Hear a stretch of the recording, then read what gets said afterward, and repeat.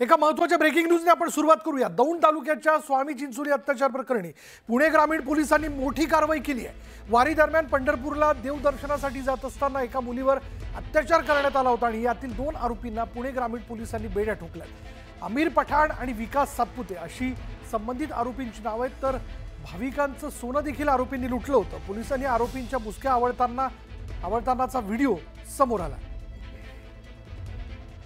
अधिक तपशील आपण जाणून घेणार आहोत। आमचे प्रतिनिधी सुमित सोनवणे आपल्या बरोबर आहेत। सुमित, काय माहिती याबद्दल? ही जी काही स्वामी चिंचोलीमध्ये घटना घडली होती आणि त्यानंतर पुणे ग्रामीण पोलिसांच्या टीम जी आहे त्या रवाना करण्यात आल्या होत्या। मोठी चौकशी करण्यात येत होती, मात्र पोलिसांनी या सगळ्या आरोपींना अटक केली। यामधील दौंड पोलिसांच्या एका टीमने एका रांजणगाव या ठिकाणी असलेल्या त्यांना टीप लागली होती की रांजणगाव या ठिकाणी आरोपी जो आहे हा थांबलेला आहे, त्यामुळे या टीमने त्या ठिकाणी जाऊन त्या आरोपीला अटक करण्यात आली, त्याला पकडण्यात आलं। मात्र त्यांनी तिथं विरोध केला। आपल्याला जर सीसीटीव्ही दिसत असेल तर त्या सीसीटीव्ही मध्ये त्यांनी विरोध करताना दिसतोय। त्यामुळे प्रचंड दबाव होता। वारीच्या दरम्यान जात असताना आरोपींनी एक गाडी अडवून चहा पिण्यासाठी थांबले असताना त्या ठिकाणी त्यांचे सोने लुटले होते आणि मुलीला देखील अल्पवयीन मुलीवर अत्याचार केला होता। त्यामुळे या घटनेमध्ये मोठे गांभीर्य निर्माण झालं होतं आणि या सगळ्यामध्ये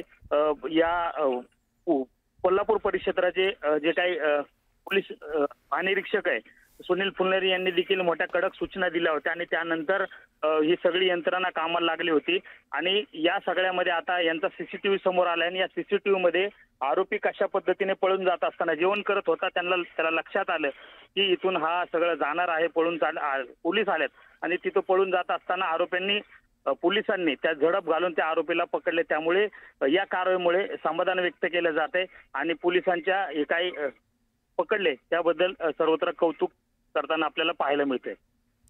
धन्यवाद सुमित या सगळ्या माहितीबद्दल। आमिर पठाण आणि विकास सातपुते अशा या 2 आरोपींची नावं आहे। पंढरपूरला जाणाऱ्या कुटुंबावरती त्यांनी मुलीवर अल्पवयीन मुलीवर त्यांनी अत्याचार केला होता आणि भाविकांचं सोनं देखील या आरोपींनी लुटलं होतं। अखेर त्यांना अटक करण्यात आली आहे।